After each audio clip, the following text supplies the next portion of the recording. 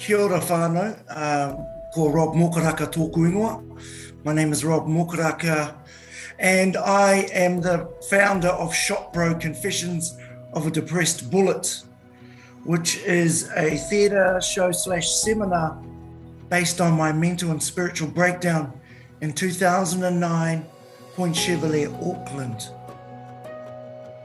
I'm an actor-writer by trade, and in 2009, July 27th, I have a massive public mental and spiritual breakdown.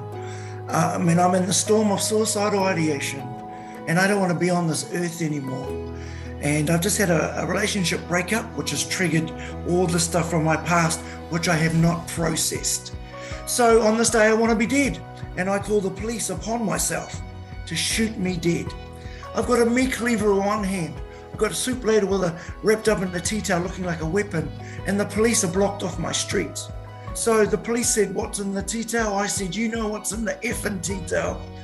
And they warned me, "Don't take another step." I took that step and bang, and that Glock 9mm bullet drops me like a sack of potatoes.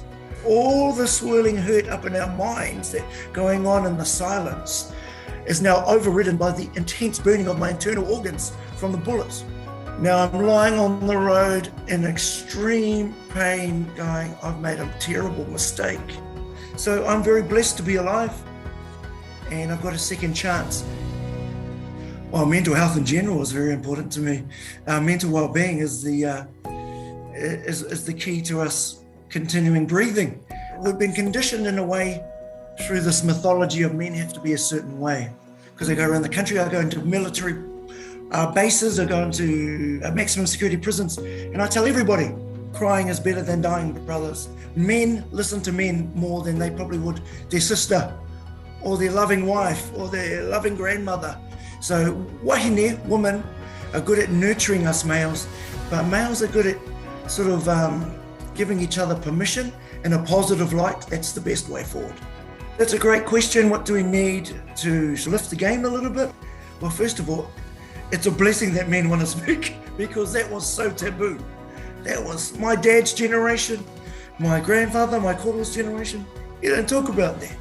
So just the fact that men are opening up, that is courage. That's courageous straight away.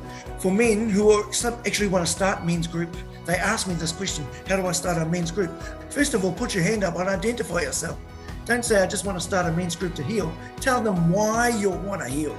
I meet a lot of goody two-shoes around the world, and they're great. They're doing nice things, but they're wondering why they're not connecting. And I go, man, you got to do a little bit of reveal to heal. Because I ain't going to listen to Jack if I don't know that person has actually experienced something that's similar to me, and to actually understand that that human being is on a process of healing. Not just talking it, is walking it. Then my ears and my heart and my spirit open up a little bit more.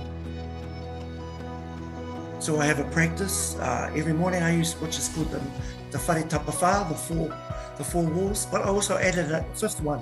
So it is mental, physical, spiritual, and family. Those are the four pillars that hold up your well-being. And if one of those pillars are down, your house, your whare is on a tilt. 2, it's fallen over. And I added in taio, which means environment. So your environment means your social, your work, your whānau, your family. And if that is not well, that will keep you sick. So I'm always conscious. I do my diagnostic every morning. I've got 3 people that I trust with my life who I have nominated, that I can text or call anytime, night or day. And I implore people to at least get a type 1 and then slowly build up to a type 3, because what you're holding sometimes is too much for the individual you're sharing it with. It could be your husband, your wife, your nanny, your cousin. It doesn't mean they don't love you, it's just that they might be scared and they don't have the tools. So it's too much for one person. So I say, let's build your type 3 who are in your front row. And people say, well, I don't have a type 3. And I say, well, get a better circle of friends. It just shows your quality of friendship. If you can't be your authentic self, your quality of your circle of friendship is now a cage. Get out of that cage and find a circle of trust. So to my 12-year-old self, I'd say, you're not alone. You're allowed help. You're allowed to ask help. And I'd also say to my help, to any hurt child, male or female, it's not your fault, because we were just kids. and it was out of our control. And to not blame ourselves.